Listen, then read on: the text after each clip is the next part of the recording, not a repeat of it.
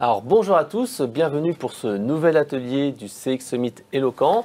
Objectif relation client 2025 et cette fois on va parler de CRM et de centre de contact et on va voir tout simplement comment améliorer l'efficacité des agents avec une belle intégration entre le CRM et centre de contact.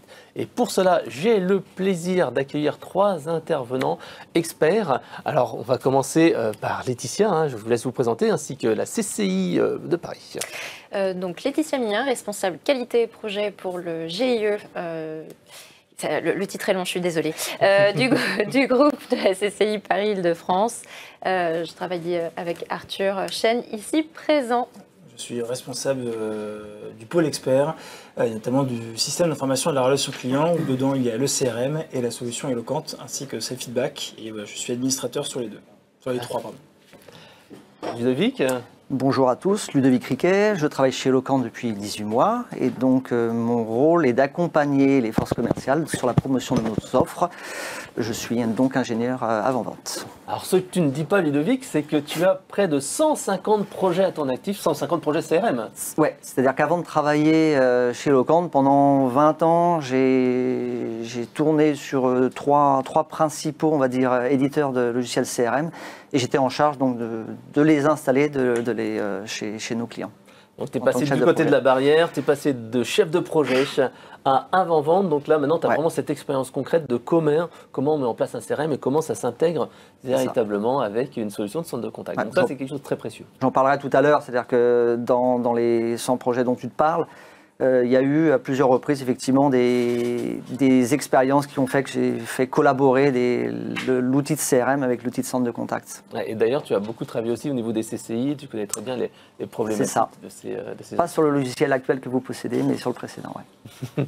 Alors, si on peut passer maintenant en termes un peu plus concrets, donc vous avez mis en place la solution de centre de contact, Éloquent, vous avez mis en place un CRM. Donc, est-ce que vous pouvez nous dire un petit peu comment ça s'est passé et pourquoi vous avez mis en place justement cette intégration entre les deux? Qu'est-ce que ça apporte en fait? Ça apporte plusieurs choses, notamment sur le côté agent, un gain de temps et un confort avec la mise en place du CTI, le couplage de téléphonie informatique, qui va fonctionner dans deux sens. Il y a sur le flux entrant, quand un numéro appelle, en fait le CTI va venir chercher dans le CRM si un contact porte le numéro de téléphone qui appelle.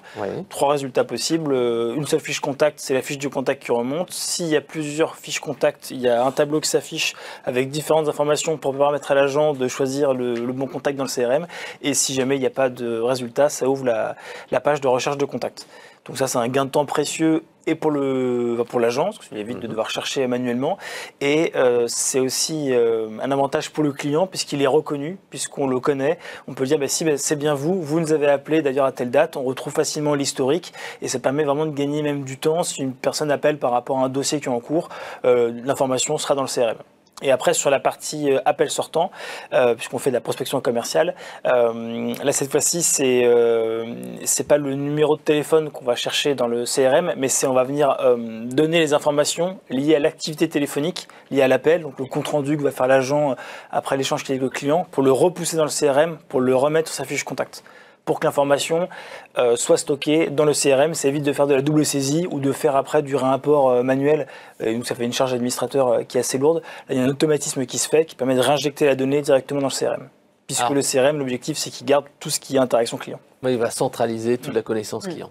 Alors justement, ce qui est intéressant, c'est que, tu l'as dit Laetitia il y a quelques minutes, c'est le GIE CCI Paris-Île-de-France, puisqu'il n'y a pas que la CCI de Paris. Donc vous avez fait en fait un projet CRM et centre de contact qui était un petit peu échelonné entre différentes CCI, CCI de la Marne par exemple, et quel était justement ce process, et ensuite quel était le CRM que vous avez utilisé, parce que Éloquent s'interface avec Salesforce, avec Pega CRM, avec Effici CRM, etc. etc. Comment ça s'est passé, et est-ce que ça avait des impacts derrière, et donc quel est l'outil que vous utilisez? L'outil qu'on utilise, c'est Microsoft Dynamics. Son petit nom en interne, c'est Seos. Seos, c'est le nom du titan grec, celui qui sait, de mémoire, si je me rappelle bien. Il y a eu un vote, c'était très sympa, un vote, tout le monde a voté pour ça, donc ça permet de fédérer un peu les gens autour du CRM. Et effectivement, au sein du groupe CCI Paris-Île-de-France, il y avait différents CRM, et le but, c'était d'en avoir qu'un seul, pour en fait réunir les chambres de commerce de l'Île-de-France et toute la 2D. Et donc ça a été un peu un challenge parce que c'était comme des données qui étaient pas tout à fait les mêmes partout. Même, vous l'avez dit, au niveau du projet, certaines CCI ne voulaient pas garder le même historique, les mêmes qualités de données. Il y a vraiment eu un échange là-dessus. Tout à fait. Il y a une vraie réflexion à avoir sur déjà la structure de la donnée, le modèle de la donnée, et en termes de reprise de données, forcément, il va y avoir un travail de ce que j'ai maintenant, ce que je vais avoir demain, et quand on est plusieurs autour de la table, on va avoir 3 modèles de structure de données différentes qui doivent à la fin arriver dans un même moule. Donc ça, c'est un gros travail au niveau de la reprise de données. Donc c'est vraiment une vraie charge à avoir. Et puis il faut faire après attention aux effets de bord quand on recharge la donnée après d'un nouveau CRM, puisque ça peut avoir des impacts. Et puis après, sur effectivement quelles données on veut garder. Pareil, il y a un vrai travail à faire là-dessus. D'un point de vue RGPD, d'un point de vue commercial. Qu'est-ce qu'on veut garder en termes d'interaction client? Qu'est-ce qui est important? Qu'est-ce qui ne l'est pas? Et de garder des contacts qui sont bien qualifiés, ceux qui sont un peu moins bien qualifiés. Est-ce qu'on garde tout? Est-ce qu'on garde que les dernières interactions? Donc c'est des vraies questions qu'il faut se poser au niveau du projet, effectivement, parce que le but d'un nouveau CRM, après, c'est d'avoir de la donnée qui est propre, qui est solide, et le but, c'est pas de reprendre tout ce qui peut exister dans l'ancien CRM, forcément. Ouais, vous nous avez dit que la data est périssable. Grosso modo, dans certaines CCI, c'était 4 mois comme ça de données. Ils considéraient qu'une donnée était fraîche pendant 4 mois. D'autres disaient non, mais je vais garder 1 an. Comment on détermine ça? C'est quoi? C'est le fait d'avoir des interactions régulières? Est-ce qu'il faut qualifier sa base? Comment ça se passe on dit souvent garbage in, garbage out. Quelles ont été les politiques qui ont été menées au niveau des différentes CCI? Parce que chacun a pu être un petit peu autonome sur la reprise des données. Chacun a fait son choix. Oui. Ils ont été libres de faire leur choix. Il y a quand même eu quelques opérations pour réintégrer une base propre, pour partir sur une base solide, comme une campagne de qualification sur laquelle on a travaillé avec nos équipes, ce qui nous a permis de... alors, petit micro qui tombe, mais c'est pas grave, je vais le tenir, ça marchera aussi. Qui nous a permis de réinjecter de la donnée fraîche avec, dans le B2B, dans le secteur du B2B, il y a beaucoup de mobilité, il y a beaucoup de turnover, donc on avait vraiment besoin que la donnée, au-delà des 6 mois, par rapport à la dernière interaction, soit vraiment rafraîchie. Donc ça, c'était le premier enjeu, et toutes les CCI n'ont pas choisi de le faire.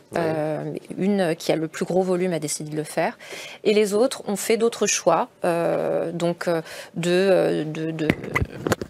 délai entre la dernière interaction et l'enregistrement des données. Et au final, on s'en sort plutôt bien. Oui. On est plutôt content. Et on parlait du CTI tout à l'heure. Le CTI permet aussi d'identifier tous ces doublons de contacts, permet aussi à nos collaborateurs sur le centre de relations clients de se dire je vais peut-être pouvoir aussi nettoyer, moi, je suis aussi acteur et je participe au rafraîchissement de la donnée, et je vais pouvoir revérifier l'identité de la personne que j'ai en ligne. Donc c'est un travail quotidien, c'est une hygiène quotidienne, et c'est des bonnes pratiques qu'on doit tous partager parce qu'on est beaucoup d'utilisateurs dans cet outil. Ouais, vous disiez que c'était l'importance d'avoir le mobile, parce que le fixe, souvent, c'est du standard.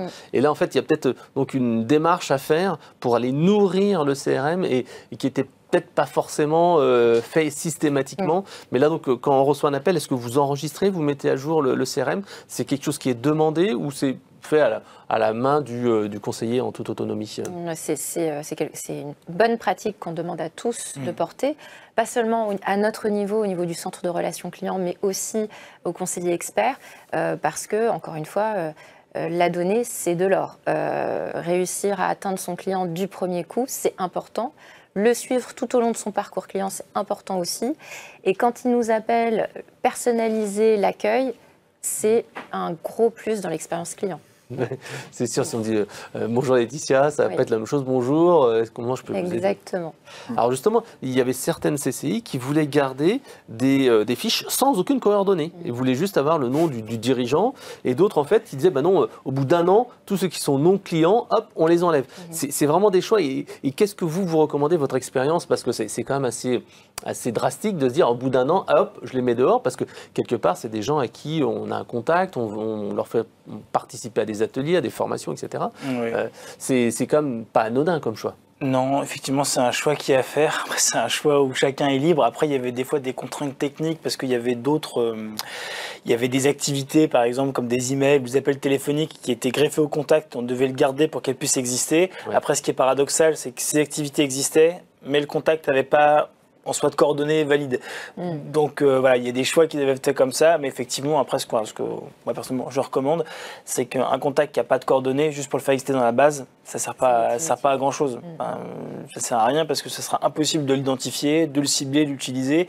Et si jamais il recontacte plus tard, ce sera impossible de dire est-ce que c'est bien la bonne personne. Surtout après, s'il y a des noms, prénoms qui sont communs, c'est vraiment très difficile. Des pratiques qui existaient il y a peut-être 15 ans, 20 ans, où on envoyait des courriers effectivement à des contacts. Et donc on avait juste l'adresse postale effectivement de l'organisme auquel il était rattaché. Aujourd'hui, on n'envoie quasiment plus de fax, plus de courrier. Et donc c'est vrai que des données sur lesquelles il n'y a pas un téléphone, il n'y a pas un email, elles ne sont pas trop utiles. Absolument. Et quand on fait des campagnes de prospection commerciale, notamment, la première chose que je regarde, c'est combien j'ai de numéros de téléphone portable. Avec un numéro de téléphone fixe, ça peut être un standard ou un fixe direct, en général, l'atteinte de cible, elle est beaucoup plus difficile. Et ça, on le voit au niveau de nos résultats, hein, c'est beaucoup plus difficile. Alors justement, au niveau de ces campagnes, on sait que souvent, ce qui est facile à faire, c'est d'atteindre les 40, 50, 60% des appels. Et on a ce fond de tiroir qu'on n'arrive pas à écluser parce que les personnes sont soit numéro de téléphone injoignable, on laisse des messages. Quelles sont un petit peu vos bonnes pratiques? Parce qu'on le verra tout à l'heure avec Ludovic, l'appel sortant avec le CRM, ça fait gagner du temps, mais il y a toujours ce fond de tiroir qu'on n'arrive pas à écluser. Quelles sont un petit peu vos stratégies là-dessus? Vous dites, OK, d'accord, passer un certain nombre, un certain taux d'appels, vous allez passer une nouvelle campagne, vous essayez vraiment d'avoir une joignabilité de 95, 90, 100% des personnes sur des listes.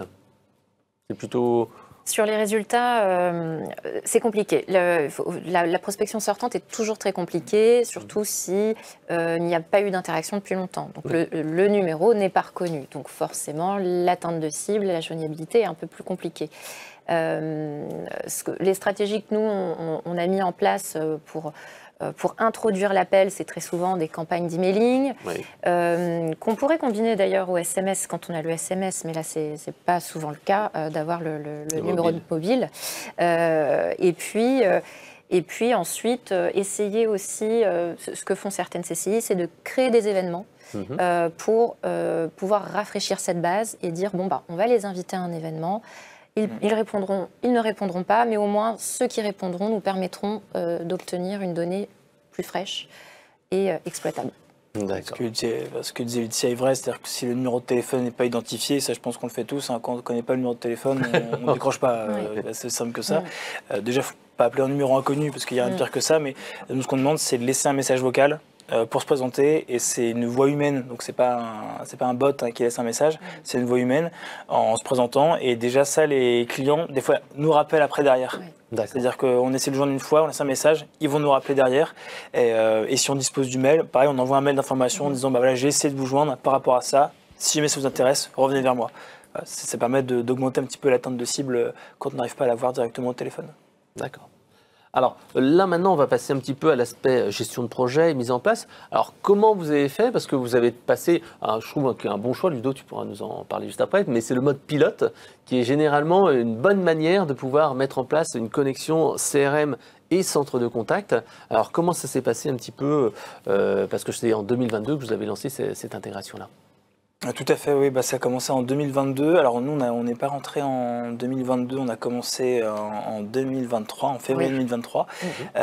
C'est notre CCI qui a d'abord été dessus en 2022. On les a rejoints après coup. Et si la version pilote, ça permet de faire remonter en fait justement toutes les choses qui vont, qui ne vont pas, et de pouvoir justement après faire des nombres d'évolution de la recette. Sur la partie, le couplage entre les deux, sur la partie CT entrant, ça a été très simple de mettre en place, ça a été assez facile.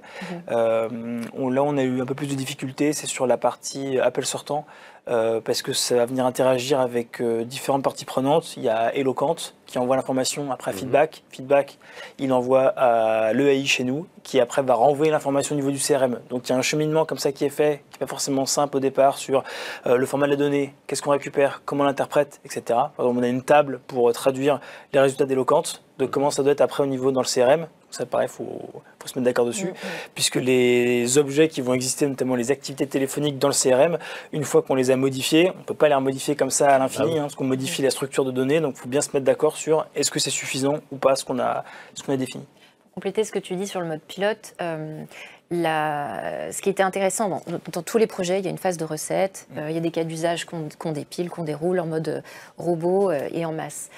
Mais le mode pilote, c'est intéressant parce que quand on a vraiment l'outil en main et qu'on est vraiment dans le dur, dans le vrai, on s'aperçoit que non, ça ne marche pas. Donc le pilote a permis d'essuyer les plâtres sur certains process et de rattraper certains choix de paramétrage qui n'étaient finalement pas du tout pertinents pour la vraie vie. C'est vrai, il y a une différence que moi j'étais recetteur dessus, donc quand on fait un cas de recette, on le fait une fois, 2 fois, ça va, mais après quand on est vraiment dedans, on va le faire 50 fois par jour, c'est pas le même effet. Et effectivement, on s'est rendu compte de plusieurs choses comme ça, où on a repris notre direction, on a changé. Sur le nombre de clics, les campagnes, les gestes métiers, des automatismes qui peuvent être définis, l'affichage de champs, ça, si on pouvait mettre ça de manière automatique, ce serait pratique. Au final, c'est pas pratique du tout, parce que c'est confus pour les personnes.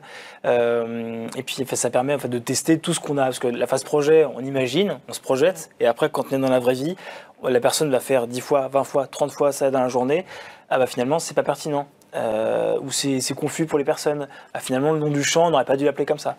Voilà. Donc ça, c'est la phase pilote, elle est importante pour faire remonter un maximum de choses et pour pouvoir vite corriger le tir si jamais on a pris des mauvais chemins.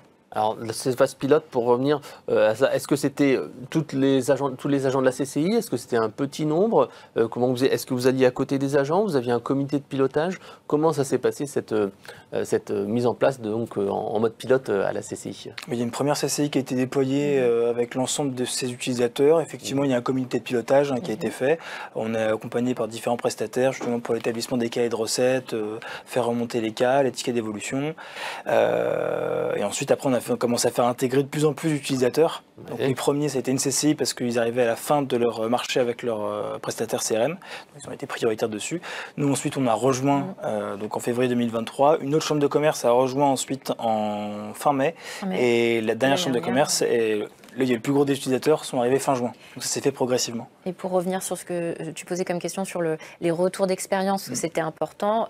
On s'était organisé avec la CCI pilote pour se voir régulièrement et se dire est-ce qu'on est cohérent? Est-ce qu'on est toujours cohérent dans nos choix? Est-ce que le workflow est toujours bon? Est-ce qu'il faut changer un process? Est-ce que ce qu'on envoie est toujours de qualité, est toujours lisible? Et ça, c'était important de garder ce lien-là, parce que sans ça, je pense que vraiment, on n'aurait pas réussi le projet. Non, effectivement, et c'est important, de manière générale, c'est important de bien communiquer, mais encore plus comme ça, parce que là, c'était, avant, on utilisait 2 outils différents.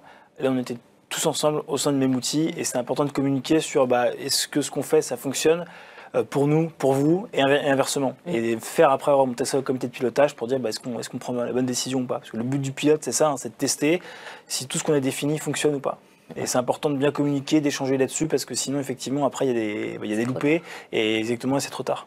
Oui, parce qu'en plus, comme vous l'avez dit, au début, on commence généralement par un petit pilote avec des gens qui ont des besoins un peu plus simples, ou qui sont plus petits, et après, vous êtes passé aux personnes qui sont les plus nombreuses, et c'est pas forcément les mêmes besoins, et donc il y a un vrai arbitrage à faire. Ludo, je crois que tu l'as vu plusieurs fois dans des projets CRM comme ça, où on avait un pilote vraiment simple, et puis quand on passait aux besoins plus complexes, on disait « Ah !» Tiens, finalement, ça ne rentre pas et ce n'est pas les mêmes process. Ça dépend vraiment de la volumétrie, effectivement. Si vous avez plusieurs agences et plusieurs bureaux et que vous souhaitez mettre en place ça sur une centaine, 150 personnes simultanées, il peut y avoir des effets de bord et c'est toujours déstabilisant pour revenir en arrière et repartir obtenir la satisfaction et l'optimisme des utilisateurs. Donc, effectivement, partir sur une petite équipe qui va pouvoir tester pendant une période plus ou moins longue et s'assurer ensuite que tout fonctionne pour déployer ça de manière générale, c'est l'idéal. Ouais. Alors je crois aussi, lors de la préparation, vous avez dit qu'avec le CRM, il faut toujours prévoir un petit budget d'ajustement, parce que ça ne veut pas dire, parce que le CRM est mis en place, que ça y est, c'est fini. Alors expliquez-nous un petit peu le pourquoi et qu'est-ce qu'il faut vraiment prendre en considération si on veut donc mettre en place un CRM, et aussi la partie intégration CTI, qui sont des éléments clés. Parce que là, voilà, on est typiquement dedans, c'est qu'on est en fin de projet et en même temps on est dans le run, donc on est entre ces deux étapes-là. Et effectivement, c'est important de garder de la bande passante, que ce soit en temps homme, parce que sur la phase projet, ça demande beaucoup de temps. Mais une fois qu'on est passé vraiment dans l'outil, il faut réussir à se partager sur maintenant on est dedans. Et à partir sur la partie projet, s'il faut continuer de faire des tests, des ateliers, ça demande beaucoup de temps d'un point de vue humain. Donc ça, il faut prévoir les ressources humaines derrière. Et effectivement, après le budget, si jamais on doit revoir justement des évolutions, corriger des choses, c'est ce que tu disais, là, il y a un besoin métier finalement qu'on n'a pas prévu. Oui. Il est important, il est vital, il faut qu'on le développe. Être plus de budget pour faire ça, après au niveau accompagnement utilisateur, et même ça peut mettre en péril après l'entreprise, si jamais il y a des fonctionnalités qui ne peuvent pas être développées, et ça peut être très bloquant. Donc ça, c'est important de toujours se laisser une marge de manœuvre. C'est 10-15%, Ludo, ton avis? C'est surtout humain, je voulais rebondir. Effectivement, au-delà de l'aspect financier, c'est l'aspect humain. C'est-à-dire qu'effectivement, il faut que les équipes continuent à être mobilisées, aussi bien au niveau de l'administration que des utilisateurs, que des pilotes, pour pouvoir continuer à tester et à faire leur retour de manière régulière. Ouais. Mais sinon, effectivement, c'est une fourchette de 10 à 15% pour la gestion de la recette et du suivi. Pour gérer un petit peu l'après. Alors justement, là on a vu qu'il y a eu intégration CRM et centre de contact. Comment ça s'est passé? Est-ce que vous avez mis en même temps le centre de contact et le CRM? Est-ce que vous avez mis le centre de contact et le CRM? Est-ce qu'on peut faire les deux? Qu'est-ce que vous préconisez? Quel est votre retour? Enfin, qu'est-ce que vous avez fait en fait sur le sujet? On a commencé, nous, par le téléphone. Oui. C'était la priorité. Oui. On a mis en place effectivement la solution Locante dans un premier temps, et après il y a eu le changement de CRM qui s'est opéré. Je ne sais pas s'il y a un sens mieux que l'autre, mais en tout cas je pense que faire les deux en même temps c'est compliqué. C'est compliqué parce que l'avantage d'avoir mis en place la solution de téléphonie dans un premier temps, c'est qu'on était mature dessus sur nos besoins, et c'était facile de l'exprimer sur la partie CRM, et je pense que c'est plus simple d'arriver à être mature sur la partie téléphonique que sur la partie CRM. Parce qu'il y a moins de données, il y a moins de schémas techniques, il y a moins d'interactions, surtout sur le CRM Microsoft Dynamics, je pense que tous les gros CRM, ça offre énormément de possibilités, il y a énormément de choix, et c'est plus simple, je pense, du coup, de passer d'abord par la téléphonie et après sur le CRM. C'est un périmètre qui est plus simple fonctionnellement, la solution téléphonique, donc en termes de déploiement, ça va être sur des projets de 6-8 semaines, alors que c'est des projets CRM. Avec la richesse fonctionnelle, ça peut déboucher sur plusieurs mois de déploiement. Ouais. Absolument. Le déploiement d'Eloquent a été très rapide au final. À la prise en main aussi. On a eu une équipe projet qui nous a accompagnés sur, c'était ça, 8-10 semaines. Et puis le projet a été lancé rapidement. Avec un bandeau qui est très simple, qui est intuitif et sur lequel l'adaptation et la formation est très, très rapide, très courte. Alors pour le CRM, ça a mis combien de temps, grosso modo Alors, je vois un petit sourire. On n'est pas encore, c'est pas fini, mais ça fait. Ça a commencé quand? Ça fait plus d'un an. Oui, ça fait un peu plus d'un an. Ça fait un peu plus d'un an. Après, c'était un gros projet CRM. Oui, parce que régional. Régional qui réunissait 8 chambres de commerce. Il y a, je pense, 500 utilisateurs, 600. Enfin, c'était pas un petit chantier, c'était pas un petit projet CRM, c'était un gros chantier CRM. Donc, il y avait beaucoup d'interlocuteurs autour de la table, beaucoup de besoins différents. Donc, se mettre d'accord sur les champs, comme on disait tout à l'heure. Oui, sur voilà, champs, mais sur les pratiques, de la donnée, sur qu'est-ce qu'on veut récupérer, pas récupérer, sur les pratiques. Mais moi, c'est ça, mais moi, c'est ci. Comment on se met d'accord pour plus que ce soit moi, mais que ce soit nous. Et c'est souvent ça qui peut être. Un aspect politique peut-être aussi. Absolument, oui, tout à fait.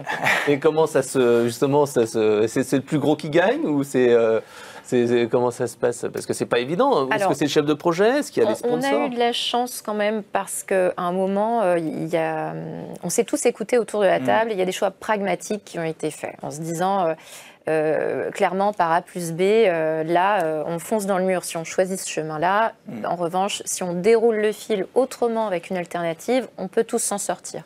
Donc c'était plus beaucoup de débats, mais pragmatiques. C'était pas forcément la loi du plus fort, très clairement. Il y a eu quand même beaucoup de débats, mais toujours en bonne intelligence collective, ça c'est bien. Exactement, après il faut être pragmatique, c'est-à-dire que si jamais il y a beaucoup d'utilisateurs qui ont besoin de ça, c'est sûr qu'il faut le faire. Si c'est peu d'utilisateurs, peut-être qu'il y a des solutions de contournement qui existent, avec d'autres outils, d'autres façons de faire. Mais c'est important, effectivement. Et puis non, c'était pas la loi du plus fort, c'était vraiment de l'écoute. Enfin, déjà, on était conseillé par les différents prestataires. Et après, il fallait que chacun fasse entendre ses besoins et qu'on puisse y répondre. Donc l'importance du chef de projet, et Ludo l'a dit plein de fois, c'est l'importance de l'humain, plus qu'un projet technologique. Il y a l'humain, il y a comprendre en fait comment fonctionnent les choses. Donc ça, c'est important. Alors, si on vient à l'aspect pratique de cette intégration CRM, centre de contact, donc vous l'avez dit, les gens utilisaient le centre de contact, ils utilisaient ensuite un nouveau CRM. Qu'est-ce que ça a changé dans leur vie? Est-ce qu'ils se sont dit, waouh, ça nous fait gagner du temps? Parce que nous, on aura le témoignage de chez nous. Qu'est-ce qu'ils vous disent en fait après tout ça? Alors, il y a eu le waouh sur le CTI parce qu'on avait perdu sur l'ancien CRM, donc ça c'était chouette. Après, on l'a vu sur la durée moyenne de traitement, la DMT, elle a doublé. Elle a doublé dans un premier temps. Ensuite, elle a commencé à être réduite, mais ça c'est de l'accompagnement en changement. Parce que c'est pareil, on a fait beaucoup d'accompagnement utilisateurs, des formations. Chaque conseiller. Exactement. Derrière chaque conseiller. Oui. En fait, on a essayé de déployer par lot de conseillers, créer des équipes. Et chaque semaine, une équipe de 5. Et on était derrière eux, on répondait à leurs questions en même temps qu'ils répondaient au téléphone. Pour le CRM. Pour le CRM. Voilà, pas pour l'intégration, pour le CRM. Pour le CRM. Mais on a fait la même chose aussi pour le déploiement pour Eloquence, c'est la même chose. C'était accompagnement de proximité des utilisateurs. Et sur le CRM, la phase pilote a permis justement de pouvoir déployer des petits bouts d'utilisateurs comme ça. On a fait ça tous les 15 jours, je crois, de mémoire. Et ça permettait vraiment d'accompagner les personnes en proximité. Parce que là, c'est un changement. Le changement de CRM, c'est quelque chose de très compliqué. Le click-to-call, enfin l'intégration CRM, CRM centre de contact, c'est comme beaucoup plus simple. C'est plus un changement d'habitude et de manipulation. Oui, exactement. Alors que là, sur le CRM, il y avait beaucoup de changements en termes de gestes métiers. Et encore une fois, les agents, quand ils sont au téléphone, il y a une différence entre je suis en formation, j'ai le temps de le faire, et j'ai le client au bout du fil et je dois le faire en même temps. Ou chaque clic ou chaque temps de chargement de page. Là, sur l'interface, je suis perdu, je ne sais pas où cliquer, comment je dois faire, ne pas stresser, pas perdre trop de temps non plus parce qu'on voit qu'il y a des appels en attente. Donc, il y a des vrais enjeux derrière et c'est important vraiment d'accompagner au plus près possible, en tout cas, les utilisateurs. Parce que sinon, derrière, après, il y a des freins qu'on a du mal à lever. Il y a des levées de bouclier, les gens, ils disent non, mais ça ne marche pas, c'est plus long. Et après, même, il faut qu'ils soient ambassadeurs de la solution parce que si jamais ils ont un avis négatif, ils vont le partager et avant même que les autres aillent dessus, ils vont partir avec un avis négatif. Et ce qui est important aussi, c'est pas seulement au déploiement d'accompagner. Nous, on a créé un genre de hotline, justement, utilisateur, pour pouvoir tout au long de la vie de ce CRM être en support des utilisateurs. D'accord. Alors, on a vu pour la mise en place du CRM, donc je ne suis pas un choc, mais vraiment un vrai changement dans les habitudes de travail qui augmente la DMT. Avec le click-to-call, la levée de fiches, etc., ça permet en fait de gagner du temps. Est-ce que vous l'avez vu, comme vous avez vu les agents, qu'est-ce qu'ils se sont dit? Waouh, ça me permet d'être plus efficace, plus productif? Complètement, parce que l'avantage de cette remontée de fiches, c'est ce qu'on se disait tout à l'heure, c'est la personnalisation de l'accueil. C'est le client n'a plus besoin de répéter où il en est, qu'est-ce qu'il attend. On voit les échanges historiques. On voit l'historisation des échanges, on voit les points de contact. Est-ce que c'était sur un canal chaud, est-ce que c'était sur un canal froid? On peut réadapter notre réponse. Donc tout ça, ça a vraiment permis d'enrichir l'expérience client, chose qu'on n'avait pas du tout, qu'on n'avait plus du tout. Qu'on a eu et qu'on a. Et donc effectivement, l'appropriation au niveau du confort dans cette gestion de la relation client, elle s'est bien passée, vraiment bien passée à ce niveau-là.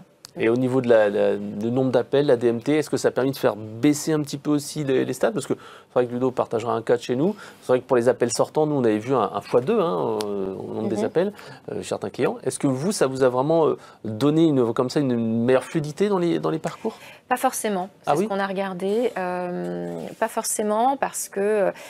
encore une fois, il y a la complexité aussi de la structure pour laquelle on travaille, où il y a un questionnement qui est bien particulier, où l'identification de la typologie du client nécessite des fois un peu plus de temps que sur un centre de contact qui pourrait être plus commercial. Il y a quand même cette dimension de service public, d'information. On a mis en place aussi une base de réponse avec le CRM qui permet d'envoyer une réponse qualitative et après échange au client. Donc l'un dans l'autre, on n'a peut-être pas gagné en durée de traitement, mais je pense que dans la qualité des échanges que les clients ont avec nos conseillers, je pense qu'on a gagné des points. Qualité des échanges et enrichissement aussi. Ce que dit Laetitia, c'est vrai que nous, on demande, en tout cas à nos conseillers, et ça, on a un impératif là-dessus, on est, je crois, pour se vanter les meilleurs, en tout cas à mettre à jour la donnée dans le CRM, la donnée client. Et c'est important que chacun le fasse au sein de l'entreprise parce que la donnée, c'est clé, on le disait tout à l'heure. Et là, l'avantage qu'on a maintenant, c'est qu'on centralise, en tout cas sur la partie sortant, plus que ce que c'était auparavant. C'est-à-dire qu'on capitalise vraiment sur tout ce qui est appel sortant, activité téléphonique et les emails envoyés. On peut tout centraliser dans le CRM. Donc ça demande un peu plus de temps parce qu'il y a des gestes métiers qui existent. Par exemple, si un client n'existe pas, il faut le créer, il crée une fiche de contact, ça va nécessiter de remplir un X champ, donc ça prend pas plus de temps que de remplir un simple formulaire, nom, prénom, email. Mais c'est important parce que ça permet d'enrichir vraiment la donnée client au niveau du CRM. D'accord. Alors, si maintenant on passe à la pratique, donc Ludovic, 150 projets CRM à son actif, est-ce que tu peux nous parler un petit peu des différents éléments? Parce que là, on a parlé de la théorie. Montre-nous en fait comment ça se passe. Par exemple, le premier, on en a parlé beaucoup de la remontée de fiches. Quels sont en fait le principe, à quoi ça ressemble et quelles sont les bonnes pratiques? Alors, on va le voir sur l'écran. Effectivement, il y a une multitude de gains de productivité et d'efficacité qui peuvent être réalisés avec cette intégration. La première, c'est effectivement la remontée de fiches.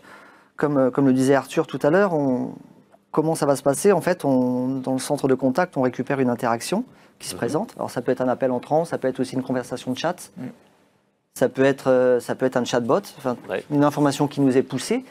Et au-delà même de l'identité de la personne qu'on peut retrouver avec, dans une situation de chat, par exemple son email, ou avec un appel entrant grâce à son téléphone, on va pouvoir récupérer dans le serveur vocal interactif des informations que lui aura déjà composées sur son clavier. Un motif d'appel, un numéro d'intervention, un numéro de commande.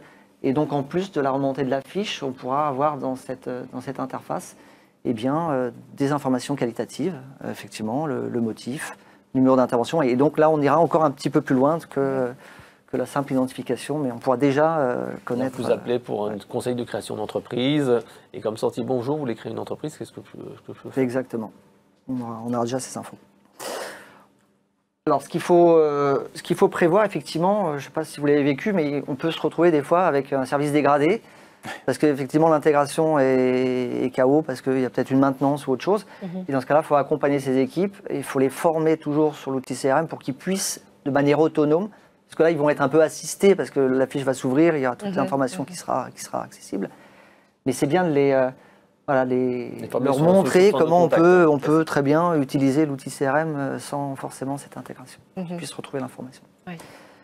On a différents niveaux, on en a parlé, c'est ce que vous mettiez vous en avant en disant soit on identifie la personne et on affiche la fiche, soit il y a plusieurs numéros qui correspondent à cette fiche et on peut afficher cette liste. On peut aller plus loin aussi avec peut-être un bouton qui permet de créer une fiche directement avec les informations qu'on a récupérées du SVI, effectivement la rechercher. Voilà, il y a toutes ces possibilités qui peuvent se mettre en place. Donc, la remontée de fiche, c'est le gain de temps quand j'ai un appel. Le deuxième avantage, c'est le click to call, c'est l'appel. C'est effectivement l'appel. Dans ce cas-là, ce qui va se passer, c'est que c'est l'application CRM. Alors, il faut savoir, dans cette intégration, tous les outils CRM modernes, actuels, ont des connecteurs et permettent cette intégration. Ça, là, on a du Salesforce, vous avez du Microsoft Dynamics, Seos, en nom de guerre. Donc, on peut parler aussi d'Effici CRM, qui est un très bon CRM français d'ailleurs, européen, on va dire. D'accord. Donc, il y a beaucoup de CRM métiers. Donc, comment ça marche? Alors, est-ce que c'est compliqué à être intégré à la solution? Non, c'est peut-être, c'est ce que je trouve moi le plus simple et ce qui est le plus valorisant en gain de temps aussi pour un utilisateur. Vous voyez que là, sur ce que je vous présente à l'écran, on va avoir un numéro de téléphone qui va apparaître sous la forme d'un lien hypertexte. Et effectivement, en cliquant dessus, le CRM va envoyer l'information au centre de contact et l'appel va être composé. Alors, mon expérience fait que j'avais un client il y a une bonne dizaine d'années qui n'avait pas d'outil CRM et qui travaillait soit sur des fichiers Outlook, soit sur des fichiers Excel. Effectivement, lorsqu'on a dû intégrer les données, il y a eu un gros travail de requalification parce que dans les fichiers Excel, il n'y a pas de normalisation des numéros de téléphone et il y avait des numéros incorrects, il y avait des numéros qui n'en étaient pas, qui étaient des adresses mail. Il travaillait à l'international, donc il fallait normaliser ce fichier avec des indicatifs. Et il y a eu un gros travail, il a fait appel en fait à une société extérieure qui lui a requalifié, qui a normalisé son fichier. Et à partir de là, il a pu être intégré. Mais voilà, c'est le point de vigilance qu'on doit faire sur cette intégration. Garbage in, garbage out. Exactement. Et puis autre point, ce qui est valorisant, c'est qu'en cliquant dessus, Et c'est l'expérience, si tu peux tourner la slide qu'on va mettre en avant. C'est ce que nous, on fait chez Locan. Notre cellule de prospection, en fait, eh bien, utilise déjà depuis plusieurs années cette intégration.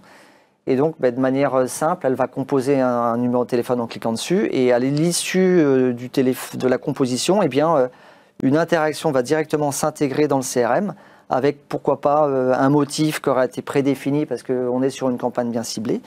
Et la personne n'aura plus qu'à mettre en place un petit commentaire. Ce qui est intéressant aussi dans cette intégration, c'est que auparavant, c'est un métier difficile parce que pour joindre un interlocuteur, il faut 5-10 appels. Et ce qui n'était pas valorisé dans l'outil CRM, c'est-à-dire que la personne qui faisait la prospection crée l'interaction uniquement si l'appel avait été réalisé. Et dorénavant, avec cette intégration, même si la personne est non répondante, on a quand même une interaction qui se crée. Et ça nous permet, nous, dans notre outil, d'avoir des indicateurs comme l'indicateur de joignabilité qui permet de savoir par prospect, par personne, combien il lui faut d'appels pour obtenir. Et tu as tout à fait raison, puisque c'est vrai que c'est un indicateur qu'on utilisait beaucoup. On disait, voilà, il faut que tu appelles 3 fois un prospect avant de dire, OK, il est injoignable et passer au mail. Et c'est vrai que si tu n'as pas ces données dans le CRM, tu dis, mais tu as bien appelé 3 fois. On a effectivement sur la fiche de notre personne cet indicateur qui permet, à partir du moment où la cellule va appeler, elle a déjà cette information, elle sait à quoi s'attendre, ou voilà, elle sait quelle action elle doit mener instantanément. C'est des réductions de clics aussi. Je me souviens qu'à l'époque, ils nous disaient, voilà, quand on doit faire un appel, il faut qu'on soit dans la campagne, il faut qu'on choisisse la campagne, tout simplement pour que nous, on ait un ROI derrière, et que là, ça leur permettait de faire quasiment 2 fois plus d'appels par jour. Mais ils gagnent du temps sur un nombre de clics, sur un nombre d'outils, c'est-à-dire qu'elles ne sont pas obligées de naviguer entre 12 outils. Un outil déjà pour prendre connaissance du dossier, ensuite pour aller sur l'outil de composition, puis revenir sur le deuxième outil pour à nouveau faire son compte-rendu. Tout est intégré. Là, on voit justement sur cette copie d'écran un exemple d'automatisme qui permet instantanément d'avoir une interaction qui se met sur l'outil. Donc, ce qui est intéressant sur cette intégration, c'est que, eh bien, on a directement des indicateurs qui sont intégrés. Ouais. Et donc, tu disais, attention aux KPI, il faut des KPI, mais pas trop de KPI, c'est ça? C'est ça, ouais. Il faut bien expliquer les KPI aux agents, parce qu'effectivement, si on leur montre des KPI en disant, voilà, combien tu as passé d'appels, toute la quantification, elle peut être pas forcément bien perçue. Donc, il faut bien expliquer la raison pour laquelle on fait ce KPI. Ouais, on n'est pas là pour fliquer, mais on est là pour t'aider. Pour l'expliquer. Voilà. Il y a la valeur humaine et la valeur qualitative derrière chaque indicateur. J'avais juste un dernier exemple aussi qu'on pouvait faire sur un client qui avait mis une cellule juridique auprès de ses adhérents. Et l'objectif, effectivement, c'était de quantifier en fait, combien d'appels étaient passés pour chaque client. Et en fait, ils avaient pu obtenir avec cette intégration qui comptabilisait en fait chaque appel pour chaque client, chaque adhérent en fait. Il s'était rendu compte que 80% du temps qui était consacré par le service juridique se faisait sur des petits clients. C'est toujours les plus petits clients qui nous embêtent le plus. Et donc c'est pas forcément ceux qui ont une bonne valeur ajoutée. Et voilà, ils avaient eu ces indicateurs parce qu'on leur avait poussé cette information dans le CRM. Et eux, dans le CRM, ils avaient la catégorie du client, ils avaient la typologie, ils avaient tout ça. Et ils avaient croisé toutes ces informations. Alors Ludo, toi qui as plus de 100-150 projets CRM à ton On va en actif, avoir 200 d'ici 5 minutes. non, pas encore. Mais dis-nous, quelles sont un petit peu tes bonnes pratiques au niveau de l'intégration? Combien de temps il faut en global? On en a parlé tout à l'heure à la CCI, 8 semaines. C'est un choix technique déjà. Mais... C'est un choix technique parce qu'effectivement, il faut être accompagné par le service informatique, par toutes les parties. Mais voilà, il faut effectivement réaliser peut-être un atelier avec des utilisateurs, faire une phase pilote en proposant, tiens, sur la fenêtre qui va s'ouvrir, comme vous le disiez tout à l'heure, qu'est-ce qu'on doit afficher? On affiche uniquement le nom de la personne, on affiche peut-être aussi le type de client, le motif. Tout ça permet d'avoir instantanément une vue assez simple. Et voilà, faut voir aussi quels sont le type d'utilisation que veut faire le client. Si c'est de l'appel sortant, de l'appel entrant, c'est différent. On va faire différemment. Ouais. Ok. Alors, ce que je vous propose, c'est qu'on commence à passer à la session de questions-réponses et bien sûr, pouvoir gagner ce fameux livre. Alors, Chantal, est-ce que tu vas faire une question facile ou une question dure? Comme il y a déjà des participants qui ont répondu en début de session, donc on va compliquer un petit peu les choses. Ça va être 2 questions en une. Alors, je vais vous demander 4 lettres et 3 chiffres. Ma première question, comment la CCI a nommé son CRM Microsoft Dynamics en 4 lettres et combien Ludo a-t-il de projets CRM à son actif? On peut. Une fourchette. Je vous laisse répondre. Alors, je vous laisse répondre et en attendant, on va pouvoir prendre une première question à distance. Alors, Chantal. Je pense que ça a été un petit peu répondu, mais j'ai Nicolas qui demandait sur la CCI, vous servez-vous également du CRM pour préparer les campagnes d'appels sortants? Bon, vous savez... Absolument. En tout cas, l'outil Microsoft Dynamics permet de pouvoir faire du ciblage au niveau du CRM, pouvoir cibler soit sur l'entreprise, soit sur le contact, en fonction de tout ce qui existe dans le CRM. Donc il y a plein de choses qui existent dans le CRM. Après, on se rend compte maintenant avec le temps que c'est pas suffisant et qu'il faut utiliser d'autres outils, d'autres techniques pour pouvoir cibler efficacement en fait les entreprises. Je vous prends un exemple tout bête là qui a eu lieu il n'y a pas longtemps. On fait une campagne de prospection pour inviter des clients à un salon sur la cybersécurité et on veut cibler des prestataires qui vendent des solutions de cybersécurité en se basant sur les entreprises au niveau de l'activité, donc tout ce qui va être lié au code APE, secteur d'activité. Ça, c'est pas possible de le déceler. Ouais, c'est trop large. C'est trop large, ça peut être n'importe quoi. Sur la fonction d'un contact, pareil, ça peut être le RSSI, mais au sein d'un groupe, et ils ne vendent pas de prestations. Donc il faut venir en fait après qualifier la donnée dans le CRM. Et donc on en revient sur la même chose, il faut qualifier dans le CRM en créant des qualifiants, des objets pour dire cette entreprise-là, son marché de destination, c'est la cybersécurité, mais il faut pouvoir obtenir cette donnée-là et donc venir croiser avec d'autres outils. Un apport fichier, une liste de prestataires, d'éditeurs de logiciels, etc. Absolument. L'intégrer en fait dans une campagne, peut-être vous créez dans une campagne ou dans un champ, et ensuite vous avez votre ciblage, c'est ça? Exactement. Après c'est une donnée qu'on peut venir requêter par la suite en se disant ça je sais que voilà les entreprises là qui vont avoir ce qualifiant là par exemple. On l'a fait sur la base des contacts et des comptes. On a des qualifiants de comptes et de contacts. Donc c'est des objets que n'importe quel administrateur peut créer pour pouvoir cibler précisément voilà ce contact là je sais qu'il est intéressé par ce sujet ou je peux le contacter pour ça. Ok, alors Chantal me dit qu'il y en a encore des questions. Iqbel qui demande pour le centre de contact comment enregistrer les interactions et l'historique client sans un outil CRM. Alors c'est possible. Dans le cas où, par exemple, notre outil Eloquent peut fonctionner de manière stand-alone, c'est-à-dire sans outil CRM, et dans ce cas-là, on lui propose une interface où il va effectivement avoir un annuaire dans lequel il y aura les informations de son client ou de son contact, et vous aurez un fil d'actualité avec l'intégralité des interactions, quelles qu'elles soient. Ça peut être des SMS qui ont pu être échangés, des conversations de chat, des appels entrants, sortants, des emails. Alors on a une vue 360 même dans notre outil avec une vue chronologique des interactions. Et c'est ce que vous aviez au départ. Absolument, c'est-à-dire que les interactions téléphoniques, après ça dépend de ce qu'on a déployé, mais effectivement les mails, les chats, etc. Et même il y a une nouveauté qui est sortie il n'y a pas longtemps, dans la 3.10.7 je crois. C'est la 3.10.7. Ça a été une bonne question.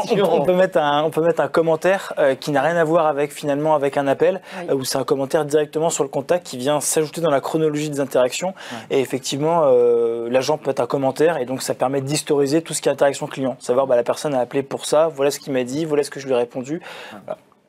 Donc après ça dépend des besoins, mais le CRM n'est pas nécessairement obligatoire. C'est ce qu'on a vu dans l'atelier précédent avec Ecominero qui disait qu'ils avaient préféré dans un premier temps déployer la solution de centre de contact et ensuite le CRM parce que le projet était trop compliqué, trop complexe dans un contexte d'hypercroissance.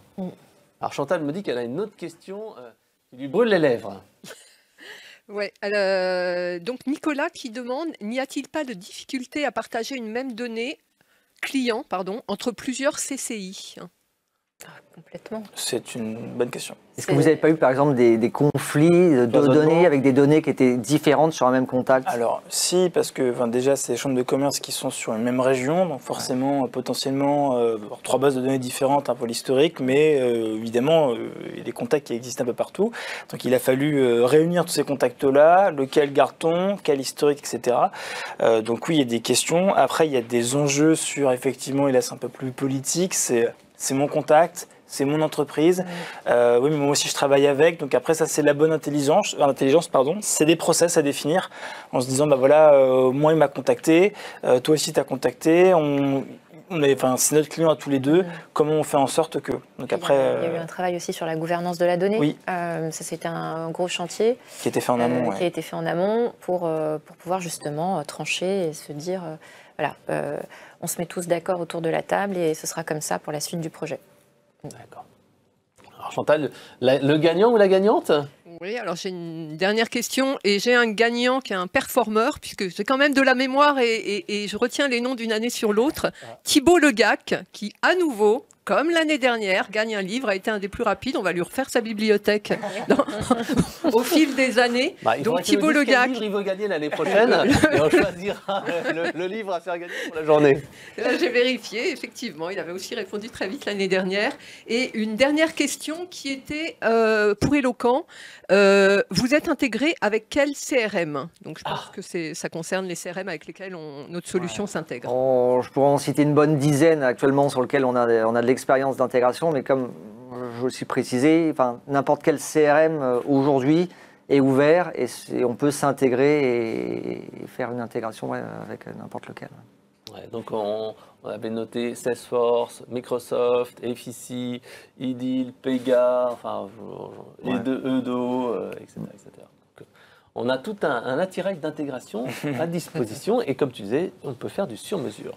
Je crois que même des ERP comme celle-ci, qui sont X3, etc., on peut directement se connecter à un ERP au lieu d'avoir, si on n'a pas un CRM. J'ai visité un centre d'appel hier qui effectivement avait X3 et sur lequel il y avait la remontée de fiches qui se faisait avec des numéros de clients.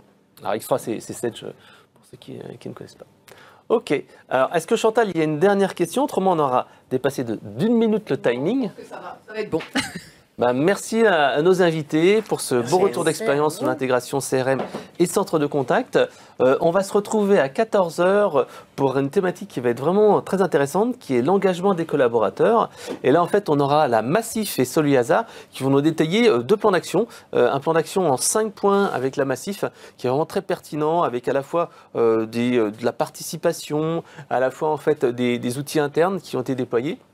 Donc vraiment un très beau retour d'expérience. Et Soluasa, qui a une méthode vraiment très visuelle, inspirée des méthodes d'amélioration continue, avec, vous le verrez, un mur des clients qui est animé une fois par semaine. Donc un dispositif que je trouve vraiment très original et très intéressant. Donc vous pourrez découvrir dès 14h donc, les stratégies pour mobiliser l'ensemble des collaborateurs autour de l'expérience client avec un focus mutuelle et assurance. Merci à tous et puis donc à tout à l'heure. Merci beaucoup. Merci. Au revoir, bonne journée.